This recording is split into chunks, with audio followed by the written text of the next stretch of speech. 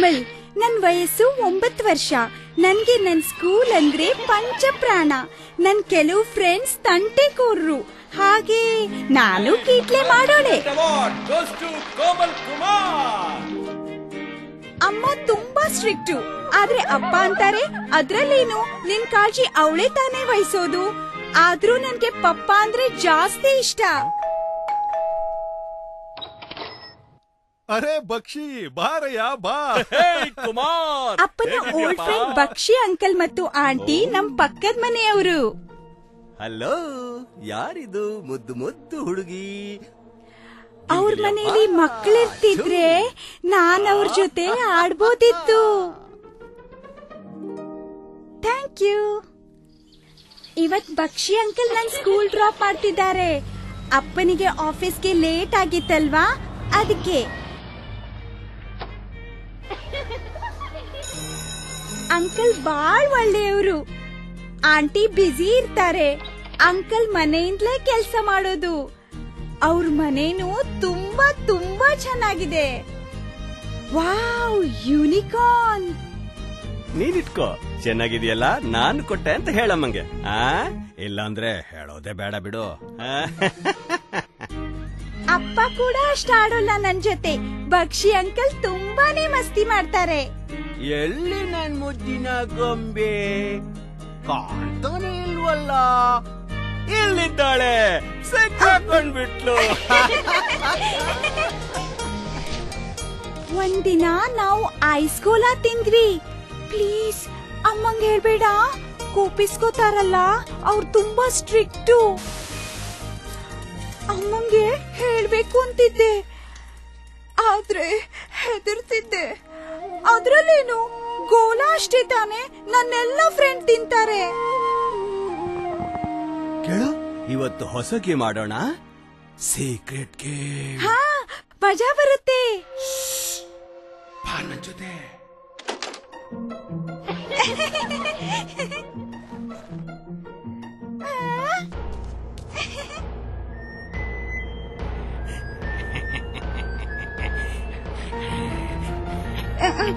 ಇದೇನ್ ಅಂಕಲ್ ನೀವು ಮಾಡ್ತಿರೋದು? ಇದ್ ಯಾವ ಗೇಮ್? ನನ್ಗೆ ಒಂದು ಗೊತ್ತಾಗ್ತಿಲ್ಲ. ನನ್ಗೆ ಹೇಸ್ಗೆ ಅನ್ನಿಸ್ತು. ಪಕ್ಷಿ ಅಂಕಲ್ ಹಾಗೆ ಯಾಕೆ ಮಾಡಿದ್ರು? ನನಗ್ ತುಂಬಾ ಅಸಹ್ಯ ಆಗ್ತಾ ಇದೆ. ಕೋಮಲ್, ಕೋಮಲ್, ಎಲ್ಲ ಸರಿಯಾಗಿದೆ ತಾನೆ? ಹಲೋ ಮಿಸಸ್ ಕುಮಾರ್, ನಿಮ್ ಜೊತೆ ಕೋಮಲ್ ಬಗ್ಗೆ ಮಾತಾಡ್ಬೇಕಾಗಿತ್ತು. ಮಗು, ಯಾಕಮ್ಮ ಬೇಜಾರು? ಯಾರಾದ್ರೂ ಏನಾದ್ರೂ ಅಂದ್ರ ಸ್ಕೂಲಲ್ಲಿ? ಏನಾಯ್ತು? ಯಾರಾದ್ರೂ ಹೊಡೆದ್ರ ನಿಂಗೆ? ಏನು ಹೇಳ್ದಿದ್ರೆ ನಿನ್ಗೆ ಹೇಗಮ್ಮ ನಾ ಹೆಲ್ಪ್ ಮಾಡೋದು? ನಾನ್ ಸೀಕ್ರೆಟ್ ಇಟ್ಟಿದ್ದೇನೆ. ಗೋಲಾ ತಿಂದು ಸುಳ್ಳು ಬೇರೆ ಹೇಳಿದ್ದೇನೆ. ಮತ್ತೀಗ ಇದು ನನಗೆ ತುಂಬಾ ಡರ್ಟಿ ಆಗ್ತಿದೆ. ನಾನೇನ್ ಮಾಡಿದ್ದೆ ಅಂತ ನಿಮ್ಗೆ ನಾನು ಹೇಳಿದ್ರೆ ನನ್ನ ಮೇಲೆ ಸಿಟ್ಟಾಗ್ತೀರಾ? ಪ್ರಾಮಿಸ್ ಮಾಡ್ತೀನಿ, ನಾನ್ ಕೋಪ ಮಾಡಲ್ಲ. ಐ ಲವ್ ಯು ನೋ ಕೋಮು. ನನ್ ಮೇಲೆ ಭರವಸೆ ಇಡಮ್ಮ. ಆ ಅಂಕಲ್ ಒಳ್ಳೆಯವರಲ್ಲ. ಯಾವ ಅಂಕಲ್? ಒಂದ್ ನಿಮಿಷ, ಎಲ್ರಿಗೂ ಗೊತ್ತಾಗ್ಬಿಡುತ್ತೆ. ನಾವು ಇನ್ನೇನ್ ಮಾಡೋಕ್ ಸಾಧ್ಯ? ನಮ್ಗೆ ಯಾರು ಹೆಲ್ಪ್ ಮಾಡ್ತಾರೆ? ಆ ಬಕ್ಷಿನ ಸುಮ್ನೆ ಬಿಡ್ಲೇಬಾರ್ದು. Child line. ನನ್ನ ಫ್ರೆಂಡ್ ಪ್ರಿಯಾ ಅಲ್ಲೇ ಕೆಲಸ ಮಾಡೋದು.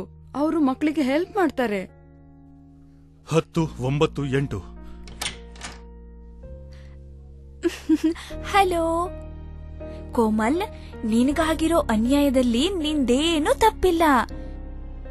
ಇನ್ ಮುಂದೆ ಬಕ್ಷಿ ಅಂಕಲ್ ನಿನ್ ಸುದ್ದಿಗೆ ಬರದಂತೆ ನಾವು ನೋಡ್ಕೋತೀವಿ. ಈಗ ನಿನ್ನನ್ನು ನೀನು ರಕ್ಷಣೆ ಮಾಡ್ಕೊಳ್ಳೋದು ಹೇಗೆ ಅಂತ ನೋಡೋಣ. ನಮಸ್ತೆ ಮಕ್ಳೇ, ಹೇಗಿದ್ದೀರಿ ನೀವೆಲ್ಲ? ಗುಡ್ ಮಾರ್ನಿಂಗ್ ಅಕ್ಕ. ನಿಮಗಿಷ್ಟವಾಗದ ರೀತಿಯಲ್ಲಿ ಯಾರಾದ್ರೂ ನಿಮ್ ಜೊತೆ ವರ್ತಿಸಿದ್ದಾರೆ ಅಂತ ಮುಜುಗರ ಅಥವಾ ಸಿಟ್ಟು ಬಂದಿದ್ಯಾ? ಹೌದು ಅಕ್ಕ, ನಮ್ ಪುಟ್ಟ ನಾಯಿ ಮರಿ ನನ್ನ ಶೂ ಅನ್ನ ಪರ್ಚಿದಾಗ ನನಗ್ ಸಿಟ್ಟು ಬರುತ್ತೆ. ಅದು ಸರಿ. ನಾನ್ ಹೇಳೋದೇನಂದ್ರೆ, ನಿಮ್ಮನ್ ಯಾರಾದ್ರೂ ಮುಟ್ಟಿದ್ರೆ ನಿಮಗದು ಇಷ್ಟ ಆಗೋಲ್ಲ ಅಂತ ಏನಾದ್ರೂ ನಿಮ್ಮಲ್ಲಿ ಯಾರಿಗಂತಹ ಅನುಭವ ಆಗಿದೆ? ನಮ್ಗೆ ಹೇಗ್ ಗೊತ್ತಾಗೋದು ನಮ್ಮನ್ನು ಯಾರೋ ಬೇಕು ಅಂತಲೇ ಮುಟ್ತಾರೆ ಅಥವಾ ನಮ್ ಜೊತೆ ತಪ್ಪಾಗಿ ವರ್ತಿಸ್ತಾರೆ ಅಂತ? ಹೇಳ್ತೀನಿ ಕೇಳಿ. ನಮ್ಮ ಶರೀರದಲ್ಲಿ 4 ಜಾಗಗಳಿವೆ. ಅದನ್ಯಾರೂ ಮುಟ್ಬಾರ್ದು. ನಾವು ಬೇರೆಯವರಿಗೂ ಹಾಗ್ ಮಾಡಬಾರ್ದು. ಎದೆ, ಹಿಂದಿನ ಭಾಗ, ಬಾಯಿ ಮತ್ತು ಕಾಲುಗಳ ನಡುವಿನ ಈ ಮರ್ಮಾಂಗ, ಅದು ನಿಮ್ಮ ಸೊಂಟದ ಕೆಳಗಿನ ಭಾಗ. ಅದು ತೀರಾ ನಿಮ್ಮ ವೈಯಕ್ತಿಕ ಭಾಗ. ನಿಮಗೆ ಯಾರ ಮೇಲೆ ತುಂಬಾನೇ ನಂಬಿಕೆ ಇದೆಯೋ ಅವರು ಆ ಜಾಗ ಮುಟ್ಬಹುದು. ಅಂದ್ಹಾಗೆ ನಿಮ್ಮ ಅಮ್ಮ. ನೀವು ಸ್ಕೂಲಿಂದ ಬಂದಾಗ ಅಮ್ಮ ನಿಮ್ಮನ್ನ ಅಪ್ಪಿಕೊಳ್ತಾರಲ್ಲ, ಆವಾಗ ನಿಮ್ಗೆ ಹೇಗನ್ಸತ್ತೆ?